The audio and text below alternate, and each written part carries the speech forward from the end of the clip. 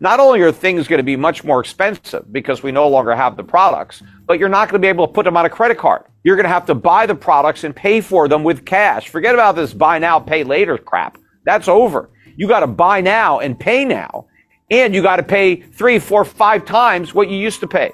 If you look at where interest rates are and what the interest on the national debt is likely to be at the end of next year, we really need to cut government spending by about 50% in order to balance the budget. That shows you how out of whack it is and how far we're living beyond our means. Nobody is willing to cut the budget at all, let alone by 50%. So, there is no political way out of this. It's just not going to happen. So the reality is inflation is what's going to happen. Right? The money is going to lose a lot of value. The key is going to be to prevent hyperinflation. That's going to be the key, to prevent the dollar from losing all of its value. So people are going to lose the value of government benefits. So let's say you're getting Social Security. The real value of those benefits at a minimum is going to be cut in half. That's reality. But the worst case would be if the value of your Social Security benefits go down by 90% or 99%. Right? Mm-hmm. So they're basically worthless because the currency is completely destroyed. So that's the outcome that we have to prevent.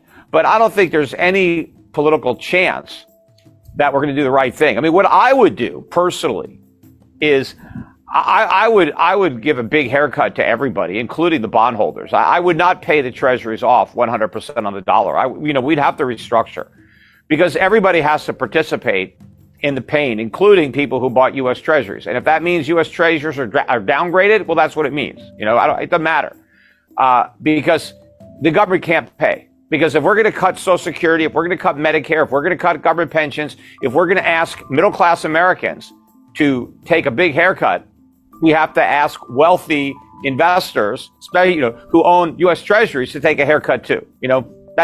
They took a risk. They loaned money to the U.S. government. The U.S. government was clearly bankrupt. They deserve what they get. First of all, the biggest threat is that the pensions aren't even pensions. It's a Ponzi. It's not a pension. If it was a pension, it would be funded. Now, some pensions are underfunded, and there's problems with those.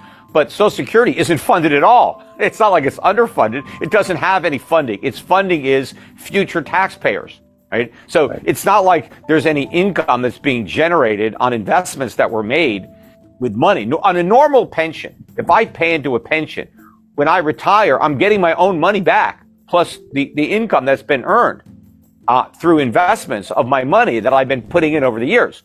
Well, when somebody gets money from Social Security, they're not getting back their own money. Their own money was spent, a long time ago. They're getting back the new money that somebody else puts in. And the only chance that new guy has of getting his money is if the government finds somebody in the future to put that money in, right? So it's a whole Ponzi scheme. But it can't work. You can look at the nature of the Ponzi. When it first started out, there were like 50 people paying taxes for every one person that was collecting a benefit. So, okay, it worked. Now it's more like 2 to 1. Pretty soon it'll be 1 to 1, right? It can't work. You can't, one person can't support himself and an entirely additional person. The numbers just don't make it. And so it's all going to be paid for by printing money, which just destroys the value of everybody's money, not just the Social Security money. When the government wipes out Social Security benefits through inflation, it wipes out everything. All dollars lose value. Doesn't matter where they are, even if they're stuffed under your mattress, right? They're all going to lose. But I still don't think the mainstream really understands the significance of what this means and how life in America will change so profoundly if the dollars, or when the dollar's reserve currency status is lost. Well, first, for consumers, the reason that our consumption-based economy works is because of the dollar status. We're able to export dollars and import real goods. We have $1 trillion a year trade deficit, and we pay for all that merchandise just by printing money.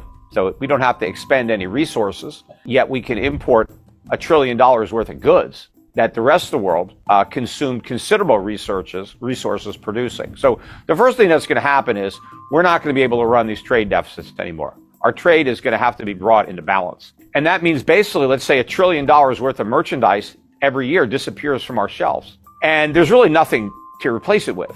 So what's left is just going to be that much more expensive because not that, many people will be able to buy what's there, right? So your prices have to go way up because the supply of goods has gone way down.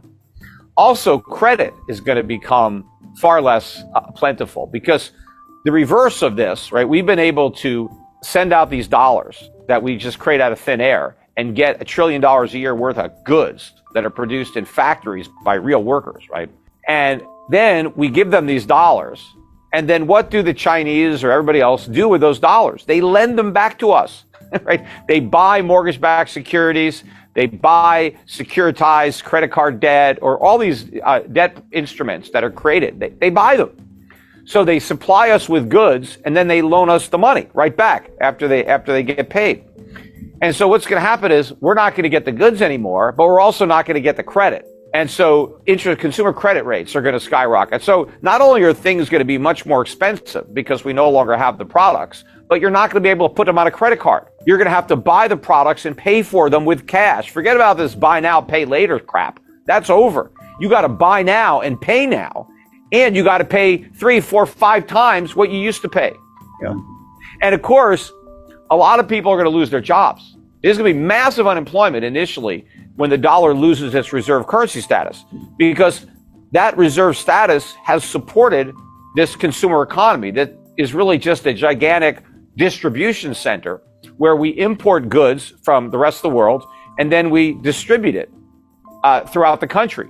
And you have all these stores that people go to buy all this imported stuff that has been, distributed. So it's all logistics and shipping and retail. But when you take away the underlying products that all this service sector economy is based on, then everything that was built on top crashes down. So if you don't have any more merchandise on the shelves at Walmart, you don't need all these Walmarts anymore. There's too many of them. We got nothing to put on the shelves. We don't need all the people that work there. We don't need all the people that were delivering the goods. We don't need all this stuff collapses when you pull out the bottom, which is the stuff. And so unemployment is going to be widespread. We're going to have to rebuild a legitimate economy that is self-sufficient, meaning that if we want to consume, we got to produce. If we want to borrow, somebody else in America has to save. We can't rely on the world's manufacturing capacity, and we can't rely on the world's savings. We have to rely on ourselves, like we did in the 1940s, the 1950s, 1960s, or go further back when we were an exporting nation, when we were a creditor nation. We have to get back to where we were, but we can't get back there with today's level of government. We need a dramatic reduction in the size and scope of our government. We need lower taxes. We need fewer regulations. But in order to make that possible, we need massive cuts in government spending. Now, again, if we don't get that, we just get inflation that wipes everything out, and then we're going to have to start all over again. But it's going to be very difficult to start over again, especially given the way the political winds have been blowing, given how dumbed down the electorate is.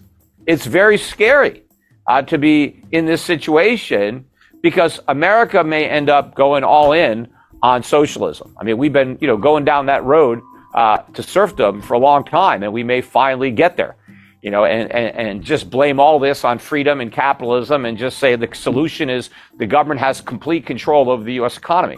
And, then we're Cuba, or Soviet Union or something like that. I mean, so it's very scary where this may eventually head.